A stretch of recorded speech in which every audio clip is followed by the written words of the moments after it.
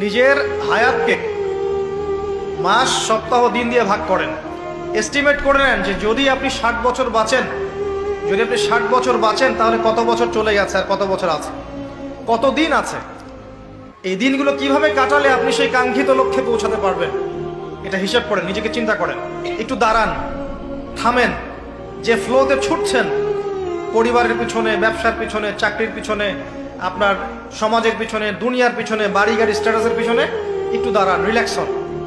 একটা রাত একটু থামেন, রিল্যাক্সে চোখটা বন্ধ করে খাতা কলম নিয়ে বসেন পড়ার টেবিলে।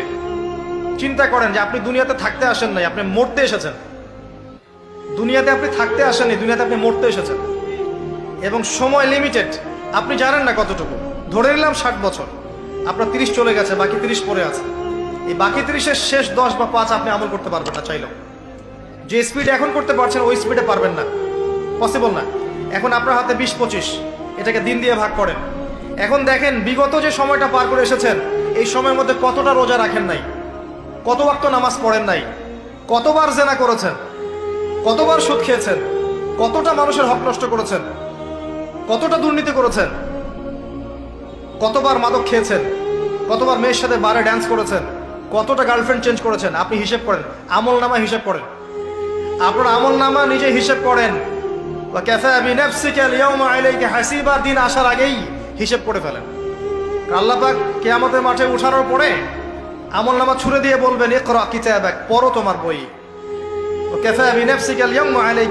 আজকে তুমি তোমার হিসাব নেওয়ার জন্য যথেষ্ট। সময়, এই সময়টুকু মূল্যায়ন করেন। এখন আপনি যদি ডেডিকেটেড হয়ে যান, না আমি যা করেছি, আগের পাপগুলো থেকে তওবা করব, যার যার হক তাকে তাকে ফিরিয়ে দিব। কাউকে যদি গালি দিয়ে থাকে, গিয়ে বলবো ভাই আপনাকে গালি দিয়েছিলাম, আমাকে মাফ করে দেন। কারো যদি সম্পত্তি আত্মসাৎ করে থাকে, ফিরিয়ে দিয়ে বলবো যে তোমার সম্পত্তি নিয়ে নাও, যা নেওয়ার দুনিয়ায় নিয়ে নাও, পরকালে আমার জন্য দাবি রেখো না। সুদ খেয়ে থাকেন, এখনই ছেড়ে দেন। সবজি বিক্রি করে খান, তাও সুদি ব্যাংকে চাকরি করেন না। সবজি বিক্রি করে খান, তাও সুদি ব্যাংকে চাকরি করেন না। মাদক খেয়েছেন, তওবা করেন। তিরাতে খাবাল পান করানোর আগেই তওবা করে ফিরে আসেন। রোজা রাখেন নাই, হিসেব করেন কতগুলো রোজা রাখেন নাই, চেষ্টা করেন আদায় করে দেওয়ার জন্য, চেষ্টা করেন। হ্যাঁ, খালেস তওবা করলে আল্লাহ হয়তো এমনি মাফ